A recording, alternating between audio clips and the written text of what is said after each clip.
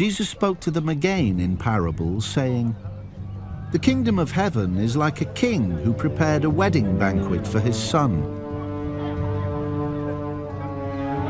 He sent his servants to those who had been invited to the banquet to tell them to come, but they refused to come. Then he sent some more servants and said, 'Tell those who have been invited that I have prepared my dinner. My oxen and fattened cattle have been butchered and everything is ready. Come to the wedding banquet.' But they paid no attention and went off, one to his field, another to his business. The rest seized his servants, mistreated them and killed them. The king was enraged. He sent his army and destroyed those murderers and burned their city. Then he said to his servants, 'The wedding banquet is ready, but those I invited did not deserve to come. So go to the street corners and invite to the banquet anyone you find.' So the servants went out into the streets and gathered all the people they could find, the bad as well as the good, and the wedding hall was filled with guests.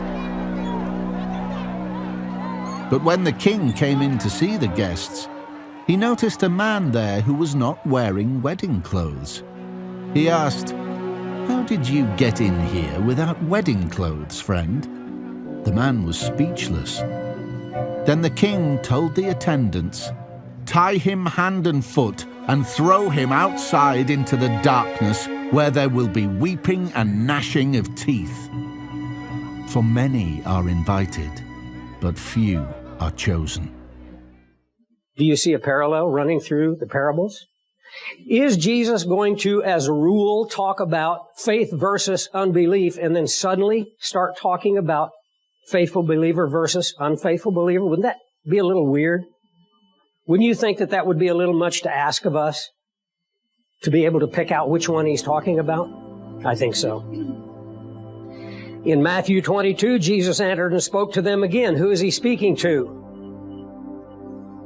Who is it that just realized that he was talking to them in the previous chapter? Chief priests and scribes and Pharisees, we could say. Chief priests and Pharisees. Were these guys believers or unbelievers? Unbelievers. Jesus answered and spoke to them. He didn't leave the scene and go find a different crowd to talk to. He's talking to the same guys. Don't ever let chapter divisions rob you of the context.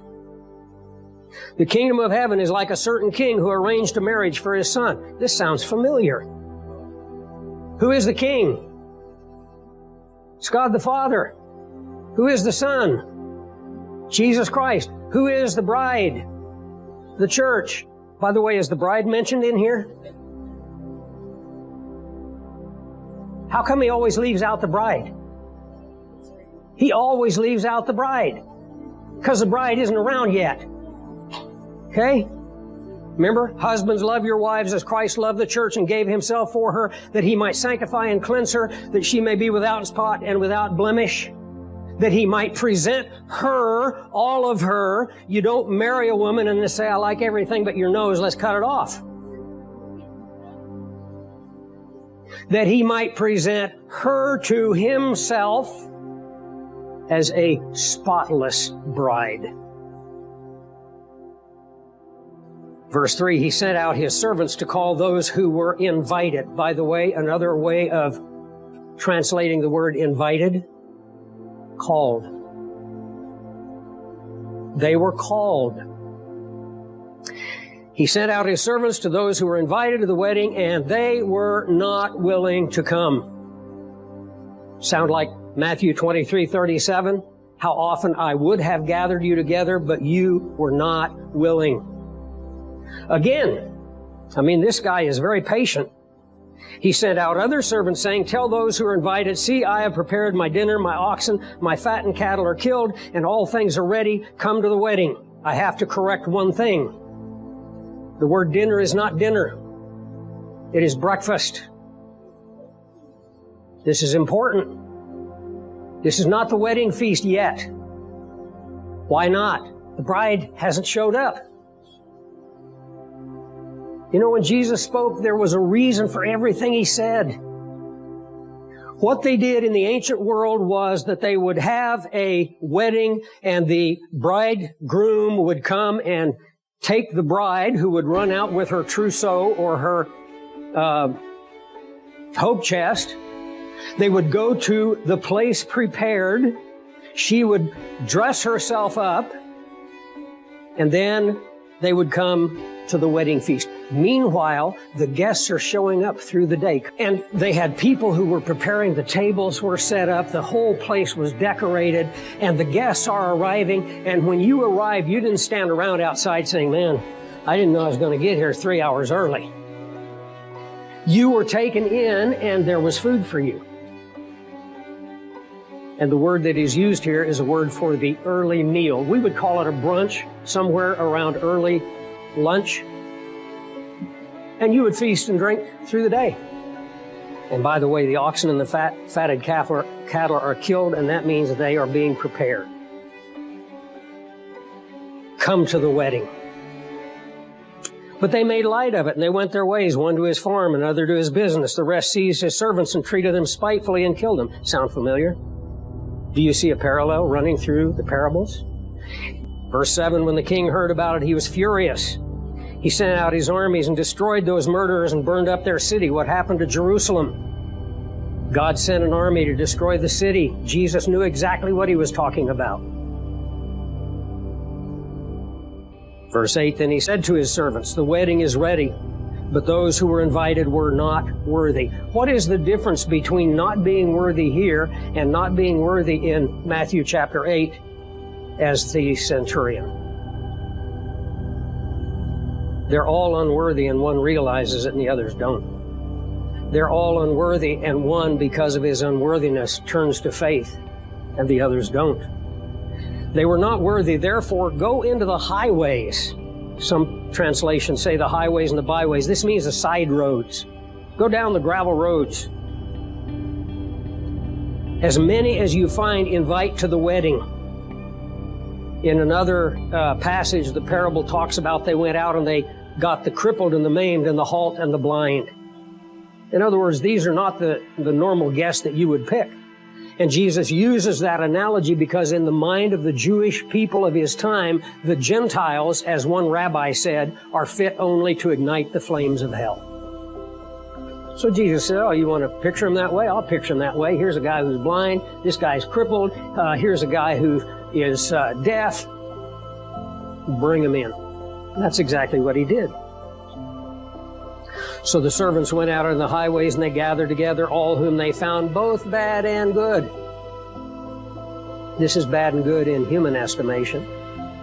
God knows that all of us are bad, and that there's only one thing that makes us good, and that's Christ.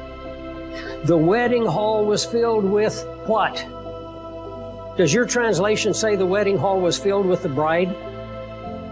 Do you think Jesus got his theology mixed up? Is the guest and the bride the same thing? By the way, are the friends of the bridegroom and the bride the same thing? What did John the baptizer call himself? He said, I am the friend of in other words, I'm the best man, and I am inviting you to the wedding feast, and I rejoice at the sound of the bridegroom's voice. Did John mention the bride? Why didn't John mention the bride? He didn't know who she was. Because it was a mystery. When the king came in to see the guests, he saw a man there who didn't have on a wedding garment. So he said to him, friend, how did you come in here without a wedding garment? By the way, according to the custom of the day, it was the king's responsibility to provide the guests with a wedding garment. What would you suppose the wedding garment is a picture of? I would suggest imputed righteousness. And here is a guy without a wedding garment. This will create problems for you for a minute, which I'll resolve. The man was speechless. So the king said to the servants, bind him hand and foot and take him away and cast him into outer darkness. There will be weeping and gnashing of teeth. Would you suggest, since we're in Matthew 22, that the outer darkness, the weeping and wailing and gnashing of teeth in this passage would refer to the same thing it refers to in Matthew 25? Would that not be reasonable to assume? We have to distinguish the things that must be distinguished, and we have to correlate the things that have to be correlated. Verse 14, for many are, but few are, who are called? All. Who are chosen? Those who respond to the call. Jesus right here is interpreting for us the meaning of election. Paul puts it in this way in Ephesians 1:4, even as He chose us in Him before the foundation of the world. This is not God playing eeny meeny and saying this one goes to heaven. I love him not. I love this one, I love him not. When God chose Christ to go to the cross for sinful men, He automatically chose all who would be in Christ. Is that difficult to understand? And God, in His omniscience, did He know the name of each and every one of those people from the beginning of history to the end of time who would believe? Of course.